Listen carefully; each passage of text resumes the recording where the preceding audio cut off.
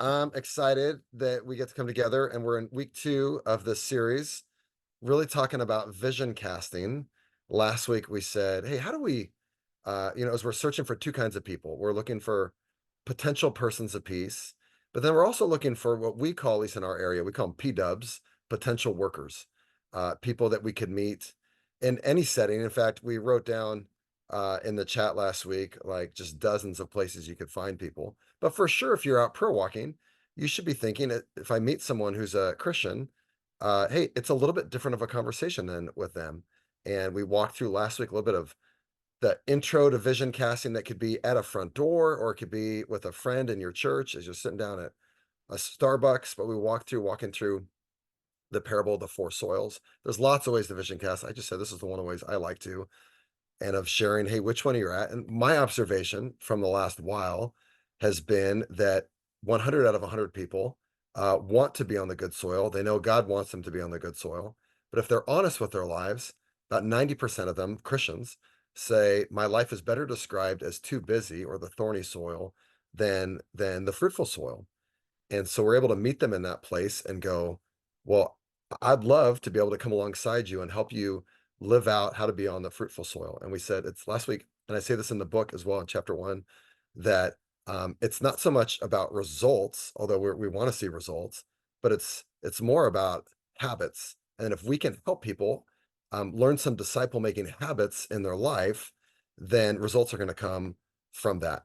And so today we're going to talk about two really significant habits. But before we do, I just want to give us some space to be able to just share some celebrations of maybe things that are happening so far. If you've taken any of the challenges I've thrown out there of either giving the book to another person and having them start getting vision casted too, or you've started a group with that or whatever. And so I asked Grayson, who's in my group, just to share briefly about an example of where he's seen this work. And then if two or three or four other people have interest in sharing, then that would be awesome. Maybe mark that in the chat and we'll call on you. And we're just looking for really like 1 minute stories or less, but just to encourage one another of what's been going on. I saw Crystal's hand, so Crystal maybe will go second. But Grayson, take it away. Tell us what it's looked like for you. Yeah. I started working through the book with Katerina's older brother. We just finished it on Monday. So I guess we're officially disciple makers now. Um, and it's been a really cool process. He had been going through a lot of stuff just personally. And as we were coming near the end of the year, he felt like he was being delivered for some stuff. And basically, I approached him and I was like, listen, it's not just enough in these situations because you've been through this cycle before of like, kind of getting on fire for the Lord and some things happen. And it's not just enough to, uproot some of these things. You've got to put something in place for there to actually be something to grow. You got to replace this purpose and actually begin to walk in what God has you to. And so he was kind of skeptical. He's not the type of person to do like a devotional or any sort of thing like that. And so he was okay. He's like, he agreed. And so we started, and it has just been so exciting to see. It's like every day we're in communication, and he just talks about what the Lord's just doing in him personally, changing his mindsets about himself, his identity, his relationship with the Lord, actually just like his prayer life and reading the word, all of that has just increased exponentially. But he sends me messages like all the time that it'll just be like, into the fields we go. Before this, my life was all about me and my family, and now it's so different now. And there's just been story after story of him praying for people, sharing with people. He's never even done a discovery study before, but now he's getting together with people to read the Bible, and it's just so cool, like to see how much growth there's been in him, just like literally in 3 weeks. And I know it's something that will continue because even we finished on Monday, and so we're starting to pray together tomorrow, and it's just like an ongoing thing where it's even just changed our relationship in general. So it's a really really good resource. It's been really ministered to me just personally. I wouldn't say I've even found like a person of peace, you know, potential person of peace prospect, and over the last year outside of the normal jails that I work in. And even in the last 3 weeks of just praying that prayer every day about, Lord, use me to disciple someone into a relationship with you and baptize them, and then get out of the way so that they can disciple someone and baptize them as well. Just even praying that prayer every day, I've had relationships in my normal life that are potentially like persons of peace, maybe like the best leads I've had over the last year, and that's just happened in the last 3 weeks. So it's been really, really good for me personally Sweet. as well. Awesome, Grayson. That was perfect. Thank you for sharing that. Yeah, yeah, way to go. Any others that you want to share? Just a really quick, uh, what you're doing. I saw Russ put a comment over there, but yeah, anyone else want to share? I'll share. Crystal, go for it. So, last week I was asking you about the casting vision, the way you were doing that with the four soils. I've never done that before, but I said, okay, let me try it. So I cast the vision with my friend. I went to her house and we just opened the word and looked at the story, and um, then I eventually shared with her about the book and, asked her like, hey, what would it look like for me to help you grow as a disciple maker? She's like, I would love that. And she said, this is an answered prayer. I was like, wow, okay. So she said that. And then 2 days ago, we had a friend come over and I just shared with him briefly about my story, getting involved with disciple making. I didn't even share the story, like the four soils, with him yet, but I gave him the book and I said, check this out. I'll follow up with you. And he said, I'm in. I'm already in. This is an answered prayer. I was like, you're the second person that said that. So that was really encouraging because it just shows me how many people are just like waiting for that answered prayer. They're waiting to be ignited, they're waiting to be activated, but they don't know how. Maybe they're praying like, God, I want to grow, but I don't know how. So that just encouraged me, like, just keep talking to people and just see like what God is doing. So I was encouraged by that. That's fantastic, Crystal. No, thank you for sharing that. I think, I might share this a little bit last week. 2 Corinthians 5, it says, we're new creations. And then it says right after that, we have the ministry of reconciliation and the message of reconciliation, and we're ambassadors of Christ. Just meaning that disciple making is not what we do, it's who we are. So I think that when people say it, this is an answer to prayer, it's because God's put that in the hearts of people, and we're awakening that something that's already in them, that God has made them to live this way. And when someone comes along and gives them tools to do that, why would they not say it's an answer to prayer? So that's awesome. Great stories. Anybody else? One or two more people want to share, and we'll dive into a couple more things today. Well, I just put that in the chat, but yeah. So there's this guy. He's a house dad at a co-op Christian co-op house, and so I gave him the book, and we're going to meet again and talk about it. But there's a couple of these campus ministers. They're going to kind of break out of their mold of like pulling people into their campus ministries and go out, like come together, train up their students to go to the frats and sororities and start Bible studies. So it's like already the Lord's kind of leading them into it. So just kind of trying to come alongside of them. And one of the key things he said, because he's been vision casted before, but he's got hung up on the whole, like, how do we do, does this mean we got to ditch the church thing? And I appreciate the book is like, here's the skills of making disciples more than like have to embrace this whole worldview change. Perfect. Thank you, Russ. That's awesome. Cool. All right. Hey, well, let's dive into talking about habits. And I want to just let me ask a question real quick, and let's put answers in the chat room. Just and then I'm going to share two things just today, real simple. As we want to develop habits, what are some of the habits Jesus had in terms of disciple making that he passed on to his disciples? Can we, if one comes into your mind, which one should, right? You guys know Jesus. So then would you put that in the chat? So I wrote down some examples. Like one would be Jesus noticed kids. What are some others? Can we just people start writing them in real quick? What are habits Jesus passed? I wrote down like 15 when I was just thinking about it. So you guys can come up with a couple. Write them in. Ready to go.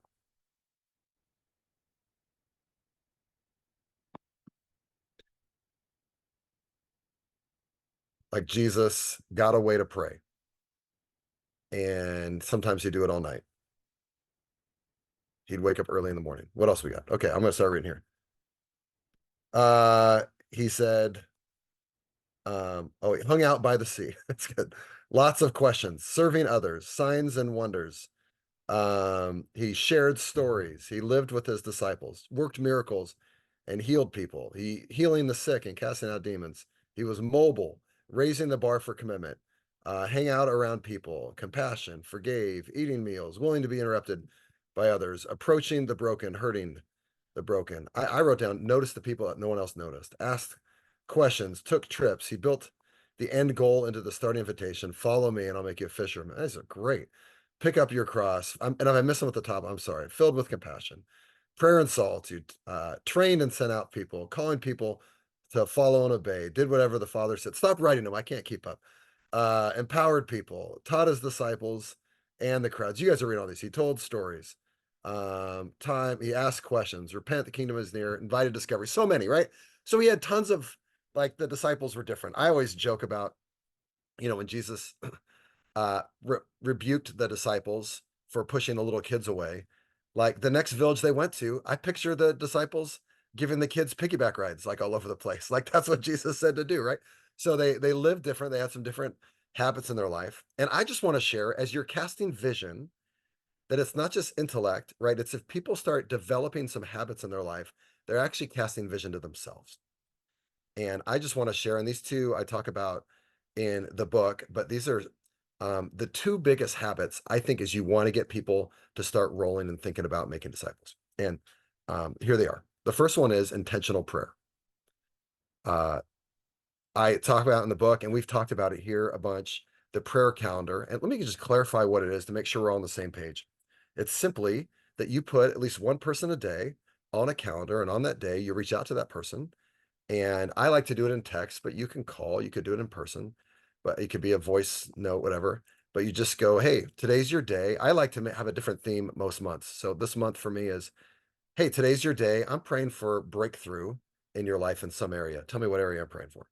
And so then they text back, and then I text them out a prayer, and I stop and spend some time actually writing out that prayer for them.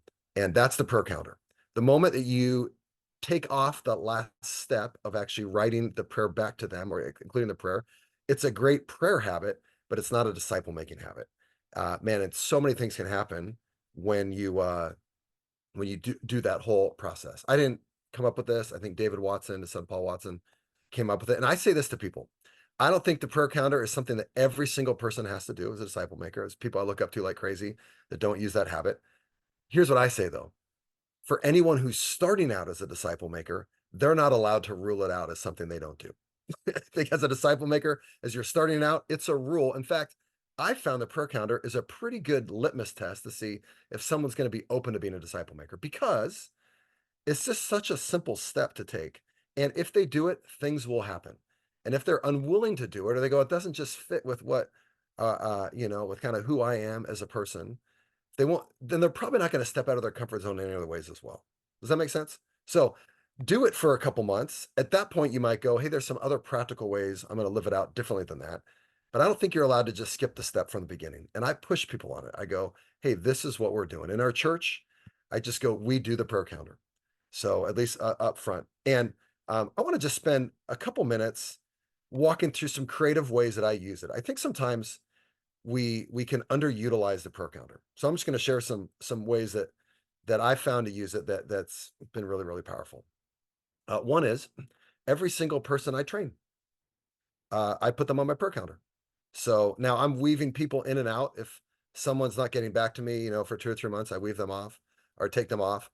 But if I'm encouraging somebody to do this habit, I want them to experience it from me, not just me tell them they should do it. So the moment I train somebody that week, if I've brought up the prayer calendar in it, I put them on the prayer calendar right away. And so they get it and they go, okay, this is something I could do as well. A second one is, I think I shared a little bit last week, I got in the habit of reaching out to 5 pastors in our area a week, different guys. Like I just got a long roster of it. And when I meet with somebody, one of the first things I ask is, what's going on in your life? How can I pray for you as a church? A lot of time and as a person, I'm meeting them.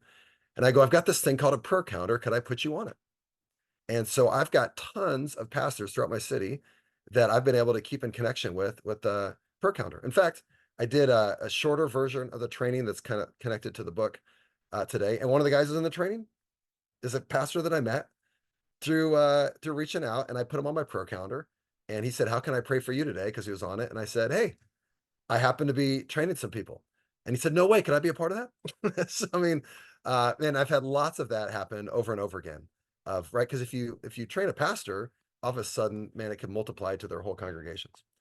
Here's another one, your persons of peace, or your persons of peace that kind of like not been very popish. You know, they've not been really a person of peace. Put them on it. A lot of you guys have met in person if you came to San Diego last year.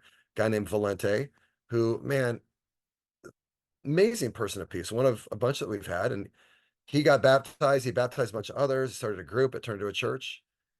And a part of this stuff, if you haven't figured it out, is sometimes it gets discouraging. And after a year and a half, man, just kind of life dumped on my friend Valente. And he's been mostly MIA like last 3 months, which has been really a bummer for me. But I've kept him on my pro calendar as I've reached out a bunch. And 3 days ago, for the third month in a row, I've reached out to Valente, did not respond the last 2 months.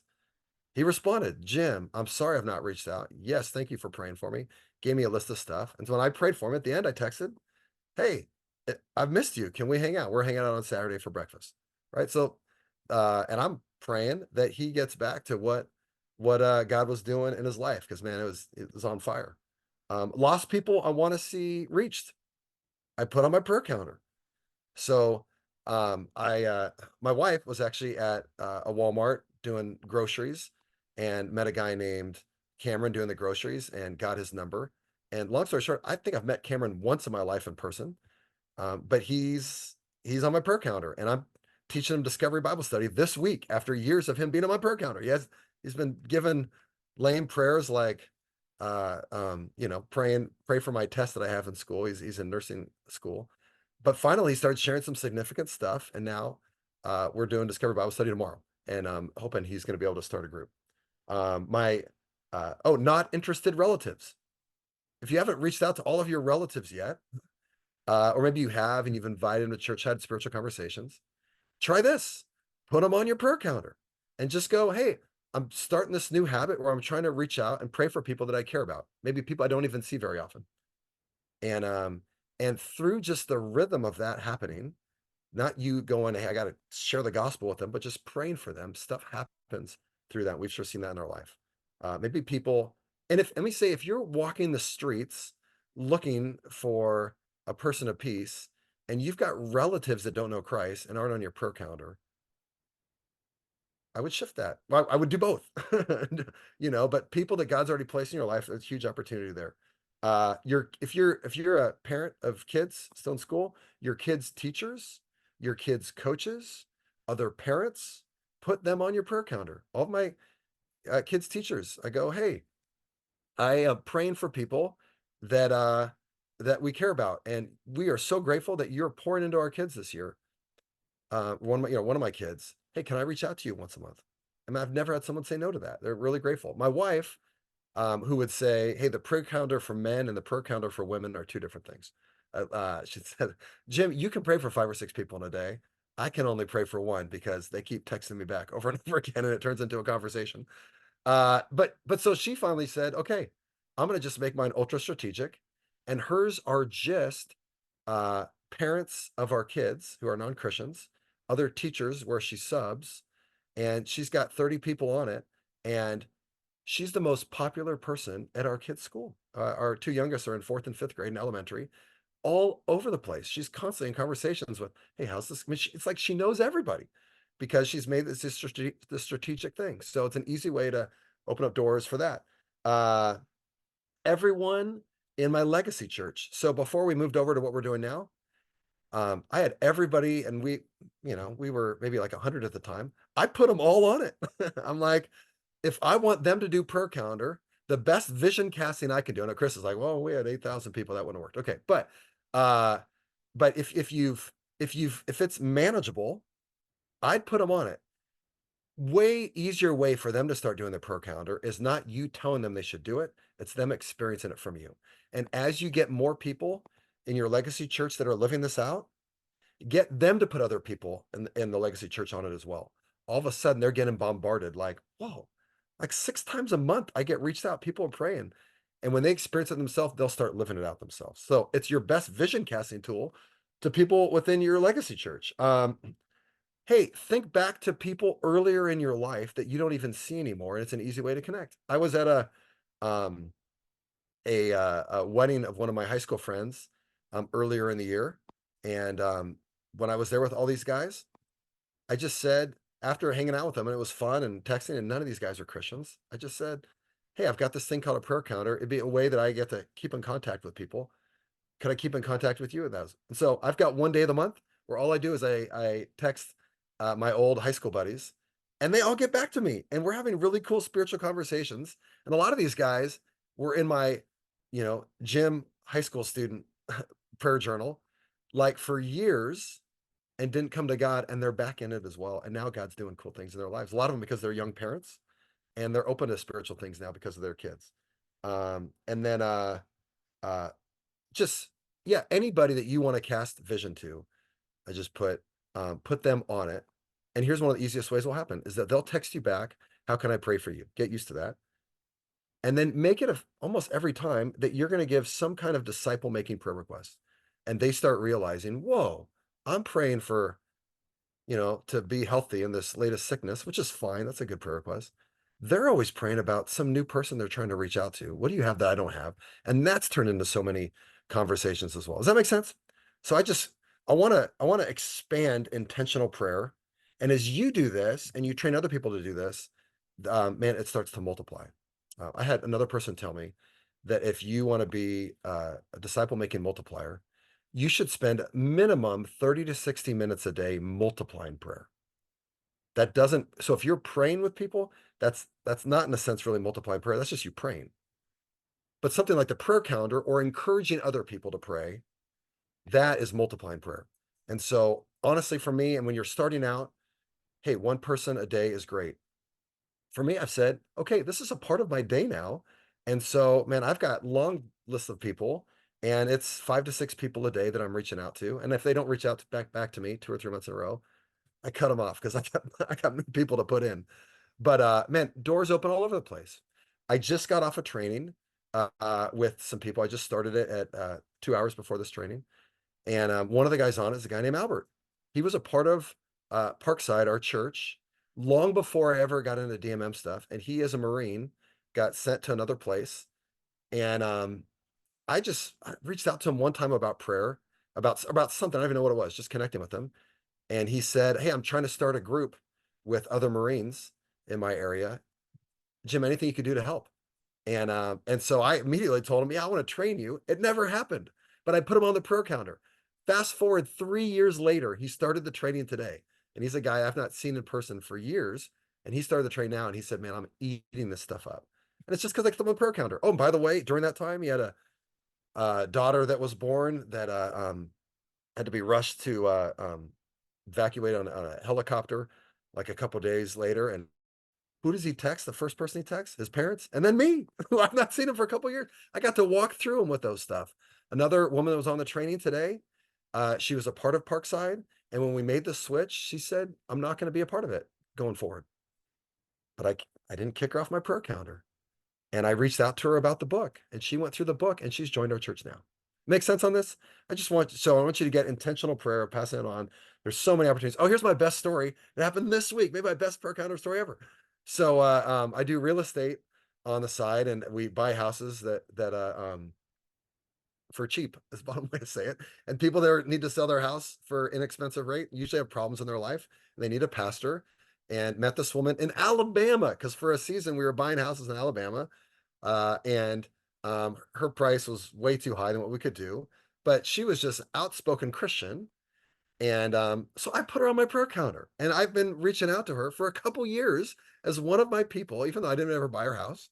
And this last Saturday, she reached out to me and said, Jim, hey, I'm actually now really going to sell my house. And I've told people who, because they're constantly reaching out, I'm sorry, when I sell it, I'm selling it to my pastor in California. And she shared what she was going to list it for. And I'm like, oh, I can't do that. She said, but I'll sell it to you for this price. And it's a really good deal. I'm like, oh man, so I'm going to make a lot of money through the prayer calendar. How cool is that? And she made this comment to me. She said, Jim, and she's a woman like in her 70s. She said, I have a ton of people that I pray for. You're the only person on the planet that prays for me. Thank you for doing that. So you don't have to be a prayer warrior to the world, but if you put someone on your prayer calendar, you're a prayer warrior to 30 people because no one else is doing that in their life. And things will happen through that. Does that make sense? So if some of you have gotten stuck on one person a day for a long time, or you've stopped doing it and been like, I want to press into it more. It is worth, honestly, 30 to 60 minutes a day of sitting down and so many things come out of this. I want to push it. Some of you guys gone, it's not really mine anymore. I want to say this. If you're trying to influence other people to do it, you better do it. You'll reproduce who you are, not what you tell people to do. That's the most annoying thing about parenting. So it's true with this as well. That might be the only reason why you do the prayer calendar. Not because I love it, but because I want to raise up other people to start this step of faith. And if I don't do it, they won't do it. Make sense? That's the first one. So intentional prayer. I would encourage you. It's for me the best first step for someone stepping into prayer to disciple making. If they do that and just that, stuff will start happening in their life. That's number one. And then my second one is simply intentional conversations.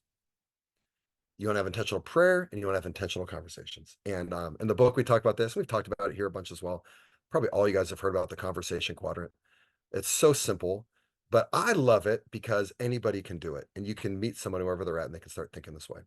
Conversation quadrant, make sure we're on the same page, is you've got a cross, and in the top left is casual conversations.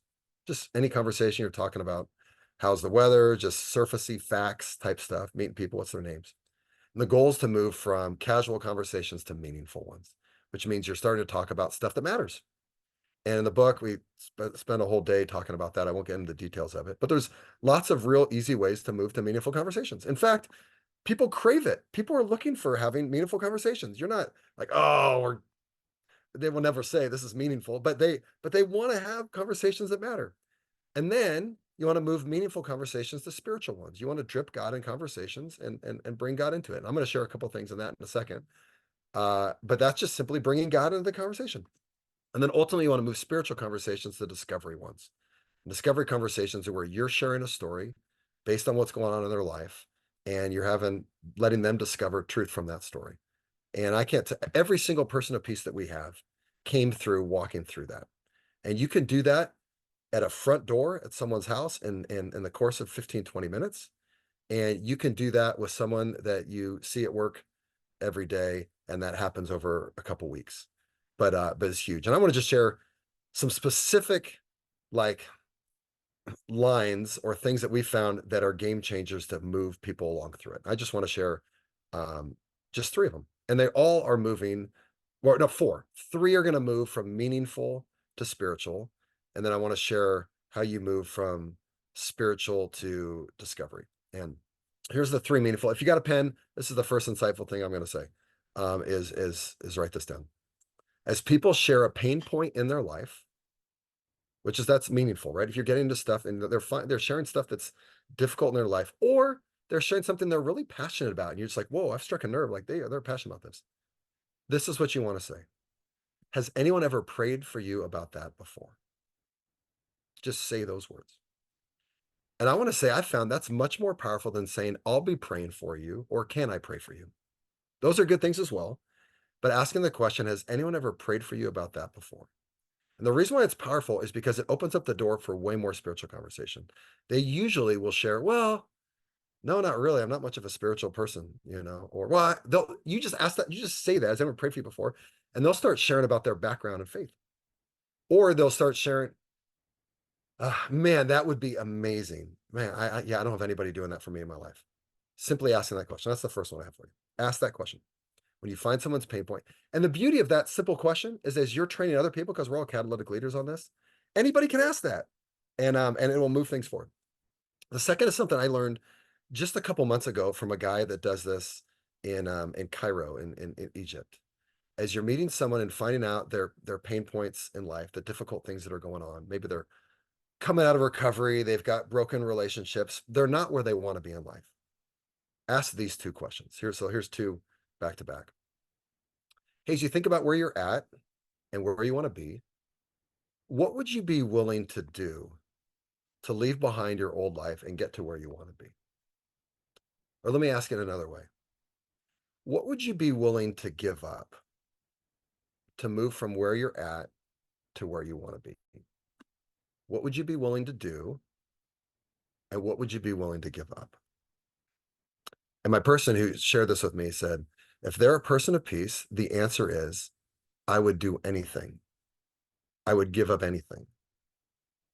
And if they say that, which I've seen this happen over and over again, I was hanging out with a guy, we we're trying to buy his house. It's been a really cool ministry in terms of reaching, but this guy named Steve, and he's come from major addictions and brokenness in his life. And I just said, Steve, and I actually sat down with him at a Starbucks and wrote down stuff in his life that he's going through right now, a lot of physical ailments. We wrote it down on a napkin. I drew a line, and then I said, hey, here's the things I'm hearing though of how you want things to be. And a lot of them were just the opposites of where he's at now. What would you be willing to do? What would you be willing to give up? And both times he just said anything. And I said, Steve, I love that answer. I think I'd be willing to help you. Would you like some help on that? Man, I would. And long story short, Steve's a person of peace. In fact, he's come to Christ through this. He recently got baptized. He bought 20 copies of the book. I didn't even tell him like the book's not like for non-Christians, but he just like so excited about it. He started giving out to people who have come from spiritual backgrounds, and man, exciting things are going on in his life. And here's what my friend in Cairo shared with me, which I've been using as well. And some of you are going to go, I can't do this. It's too mean. But man, this is what we need to do. Is that as you meet with someone and they say, I'd be willing to give up anything. Then as you're going along with them and they start to struggle or they start to flake, that you say to them, hey, I'm sorry. I thought you had shared before that you were willing to give up anything. You were willing to do anything. But that seems like that's not really the case. Hey, no problem. But I'm not really going to be able to help you then. And if you're sitting with them, you ready for this? Actually get up and walk away. I've done that. And here's what happens. Or if you're on the phone, you want to kind of end the conversation. And what I've found every single time I've done this is they go, no, no, no, no, no, no, no, no, no, no. I'm open. Okay. No, don't hang up. I am open. I'm sorry. You're right. I am willing to do anything. Okay. So you say I need to call my friends, invite them. I mean, if they're really willing to back that up and they're a person of peace, they will chase you down, not you chasing them down. So, has anyone ever prayed for you about that before? Number two, if you want to move it to meaningful and really see what's going on, what are you willing to do to move on past for this, or what are you willing to give up? And then the third is this, and maybe a lot of you guys have shared this one, but this is the transition statement to get to discovery, I think, right? Is so you've asked already, how can I pray for you? And you're going to, and then, has anyone prayed for you before? Obviously a follow-up from that is I'll pray for you, pray for them on the spot, but then commit to praying for them beyond that. But then to be able to come back to them and say, hey, as I was praying for you, a story came to mind that I thought would encourage you. Could I share it with you? Man, if you do the prayer calendar, you'll have this almost all the time. If you put non-Christians on it, they share something going on in their life they need prayer for. And you text back or call back a couple days later, hey, as I've been praying for you, a story came to mind that I thought would encourage you. Can I share it with you? And here's what I found. 100% of people say yes. First of all, they're incredibly blown away that that's the kindest thing you could say to someone, isn't it? I was thinking about you. I was praying for you, not when I was even with you. Wow, someone's doing that for me. I mean, just building into their life as I was praying for you. A story came to mind. You got a story specifically for me? Yeah, I would love to hear it. And then you share it casually with them, right? And share it in your own words over the phone or on person, whatever, but share the story with them and then have a really casual discovery study. Hey, well, what do you learn from that story? How does that help what you're going through in life? What do you learn about Jesus from that story? Hey, how could you apply it to what you're going through in life right now? And if that goes well, right, then the real easy conversation is, could you think of anybody else that'd be encouraged by that story? Great. How about, hey, you share it with them. I'll text it to you right now. You share it with them. Let me know how it goes. If it goes well, I'll tell you another story. And that's a transition, right? Now you're moving into potential person of peace. And I'm going beyond even my notes. And I won't share with them another story till they've passed it on to somebody else. We need to see, are they a spiritual sharer? I learned that the hard way so many times. We do not give them another story till they've passed it on. We need to see were they willing to do that. Are they someone we want to pour our lives into it? So here's how I bring this all together. As you're talking about vision casting, as you're using the book or just using these tools, but you get people together. And one of the words that can be used for getting the people together down the road, it can be a Gen Zero church. Brent calls them simple church, which I love that name because, but a disciple making community is another name. Here's what we do in our disciple making communities, or when you're starting one out. So you come together and you go, okay, as we've developed these two simple habits. Hey, any stories from your prayer calendar this past week?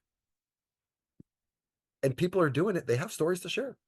In fact, you're building the culture where someone goes, did anything happen this last week? Around the circle, people have stuff to share because it was that simple to do. Yeah, I prayed for this person and they wanted prayer, and well, it was so cool. Whatever. Yeah, my friend got back to me. So, I mean, you just start celebrating steps of faith. Question two, what we like to do is we'll pull out pieces of paper and we'll a lot of times use a whiteboard as well, but I give everyone a piece of paper and draw the conversation quadrant on it. And I'll say, hey, everybody, write down, if you're starting this, write down 3 names of people in your life that fit in any one of these boxes and put them down. And in a minute, you're going to share and tell us what's going on with those 3 people. And then we're going to spend some time praying. And everyone's going to go home and write down everybody else's names. It's your prayer sheet. And so during the week, how do you pray for everybody else in your group? You've got all their names. I'm praying for Russ as he's reaching out to Tim. He wants to have a drop spiritual conversation, this meaningful thing that's going on in his life. And God, I'm praying for Ashley as she's, man, she knows I'm praying for her, but as I share a story, she shares a story that that you're praying for them, and that becomes a template to each week to go how to go with intentional prayer, how to go with intentional conversations. And if you build a culture where everybody is sharing those things regularly, man, stuff starts happening, and it's exciting. Let me throw one last thought in here too. I just would say, in casting vision, we talk a lot about prayer walking around here. Here's my take on prayer walking with all this. I think it's not a command from scripture, but it's right below it. I think everybody who wants to be a disciple maker needs to go try it out at least once. It's not for everybody, but you should go try it out at least once.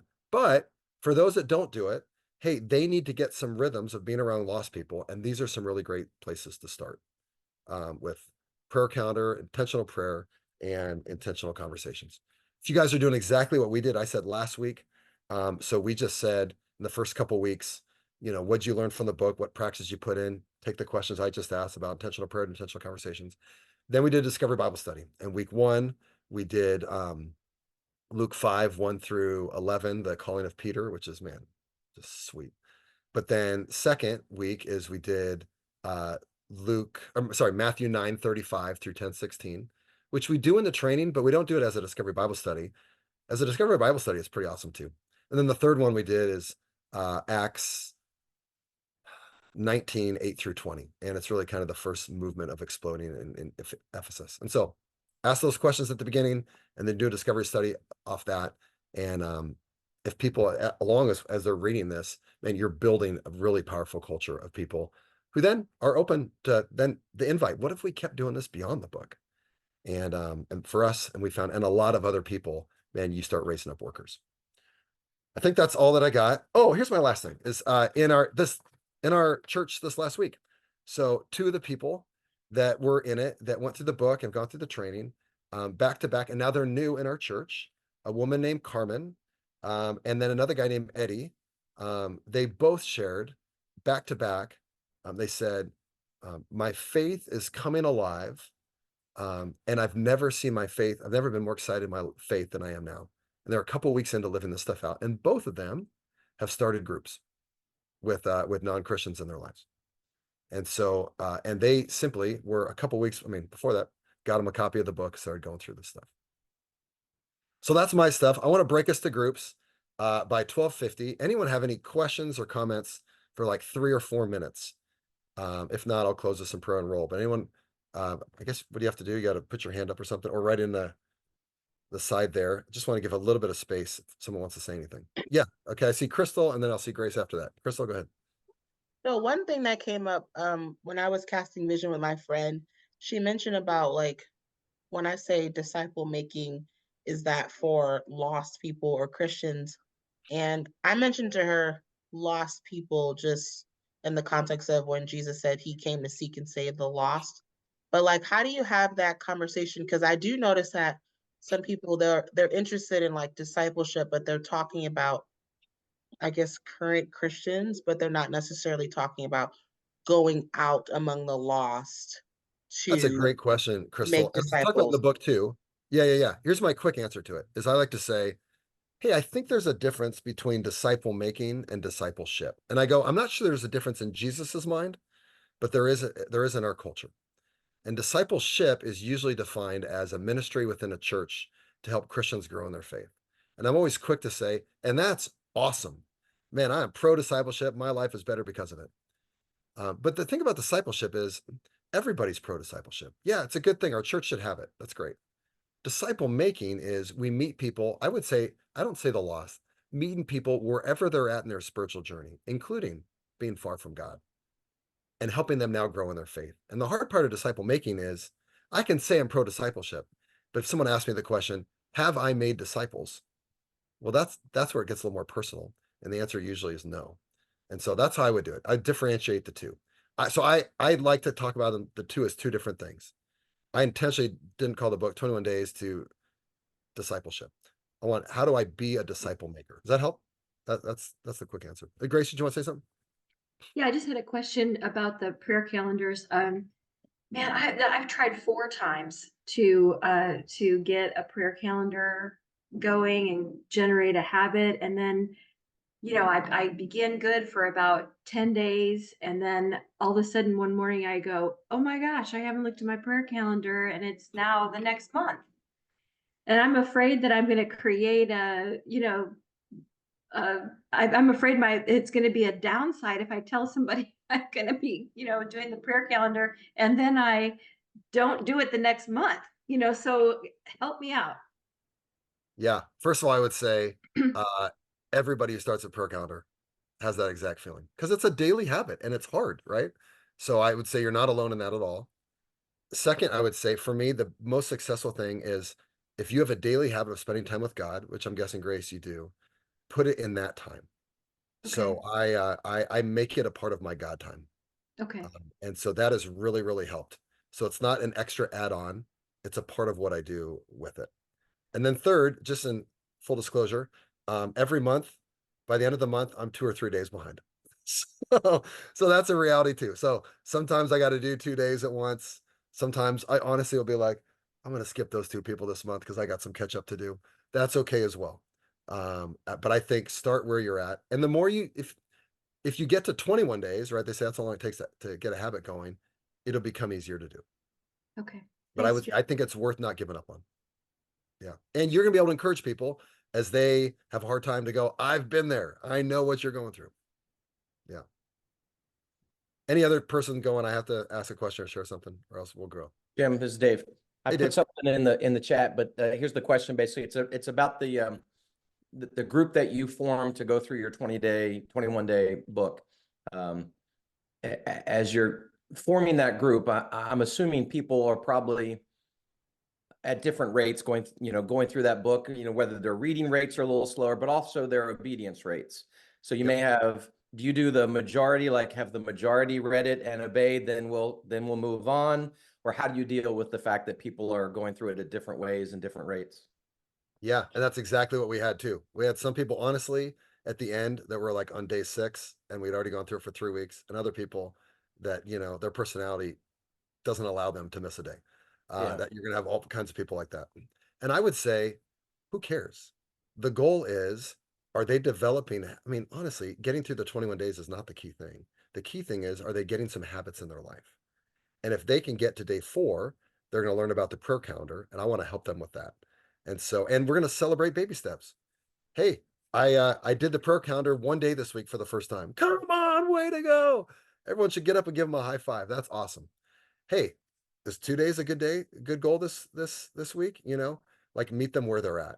So, and the beauty of you're inviting people in is it's 3 weeks. The people that just hate it and aren't going to obey in 3 weeks, you don't want them there anymore. You want the people that are going to go, I'm going to start obeying and taking steps to do it. So, but I think it's okay. Don't stress on people being behind on that. You Are you just want having to- conversations with people though who are struggling or who are not obeying before you just kick them out? Like I think Brent said, you don't want to get on Jim's bad side. Well, I told people with this series that we're inviting you into our church for 3 weeks, and that's it. And at the end of 3 weeks, I'll walk you through what it would look like if you wanted to join beyond that. So nobody got kicked out. Instead, if they said they had interest, they sat down with me or somebody else, and we walked them through what it meant for them to be a part of it. And then they decide, do I want to do it or not? And one woman said, I'm all in. I'll be there every other week. I said, well, that doesn't work. We're a group that if you're sick or you're out of town, okay. But beyond that, you're there every week. We've made a commitment to one another. I don't know if I can do that. No worries. Hey, but she went prayer walking during our time. You could prayer walk. We've got a citywide prayer call for disciple makers. She's joining in on that. I'm like, and if down the road you want to join, you can, but it's a weekly commitment at the least. So yeah, but don't get on my bad side. That's a good point too. All right, we got to break to groups. So hey, awesome everybody. And if you still are going, oh, I'm so far behind, and you want to jump in on this, why not here.mov is where you can get the book. Honestly, I have 25 books left. So if you want to order quick, I've ordered them, but I'm not going to have them for a while, new ones. So you'd want to do it quick if you want to be able to do this. All right, let's break to groups. Thanks, everybody.